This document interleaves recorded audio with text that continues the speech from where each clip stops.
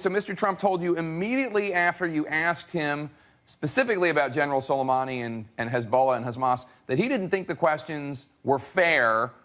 Why do you think they are fair? Gotcha questions, which I don't think are fair, are tricks to attempt to embarrass people. I provided the name of General Soleimani. I talked about the other people. I didn't ask him for names, and I didn't ask for groups.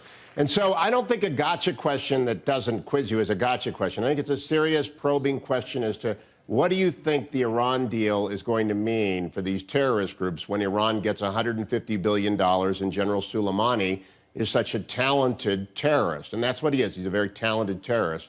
And so perhaps what I do is sometimes assume that the people that I've been talking with, especially Republican candidates, are as well-read as I make myself be. I had McChrystal on for a couple hours, General Stanley McChrystal. I had Mike Morell on for a couple hours. Soleimani and his forces come up a lot in those conversations, and so maybe I've got to set them up a little bit better. But there is no animus to Donald Trump or any of the people who come on the show. And by the way, he's not the only one who pushes back. John Kasich likes to push back, even though we're fellow Buckeyes. It just happens, and I listen, and I take under advisement whether or not it's a gotcha question. I just don't think it was this time.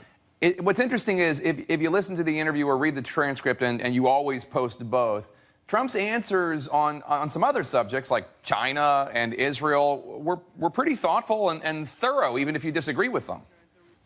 In fact, the answer on the PRC, I asked him, how would you react if you're the commander-in-chief and China sinks a Japanese or a Philippine vessel, which could happen given tensions in the South China Sea?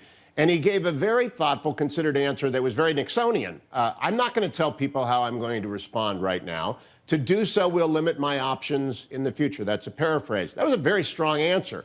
So, you know, Donald Trump overnight, it bothered him more than he liked it. But that was the sixth of 6 interviews I've done with him. More often than not, he comes away feeling like he got a chance to say and speak his piece. When we do the debate together, that's my only objective, is to ask questions fairly of all the candidates that Republican primary voters want answered, and not to do gotcha questions, because I really do genuinely hate them.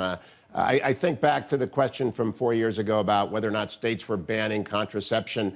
That's out of nowhere. It's got nothing to do with anything. But Soleimani actually came up in the first debate.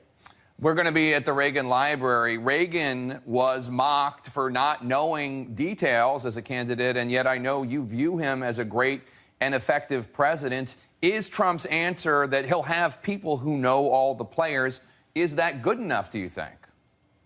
It could be for many people. I honor Ronald Reagan. I worked for him for 5.5 years, and I was in his White House counsel's office, and I honor the man, and I worked for Richard Nixon in his retirement, and I honor that man. I take foreign policy very seriously, Jake. For some voters, it will be enough to say, I will go and find the new Petraeus, the new Stanley McChrystal, the new James Mattis, or maybe I'll bring them out of retirement. And I've asked a lot of questions of candidates about whether they'll do that. But for some others, it won't be. That's why I try and ask questions that GOP primary voters will find interesting. For some GOP primary voters, they want more than that. For a lot, they don't even need that much. It's not up for me to decide. It's not up for journalists to decide. It's for us, I think, to ask questions that illumine, and I think yesterday's conversation did, and the debate will in a week from Wednesday, illumine for those voters what these candidates will do if they're the commander-in-chief in wartime.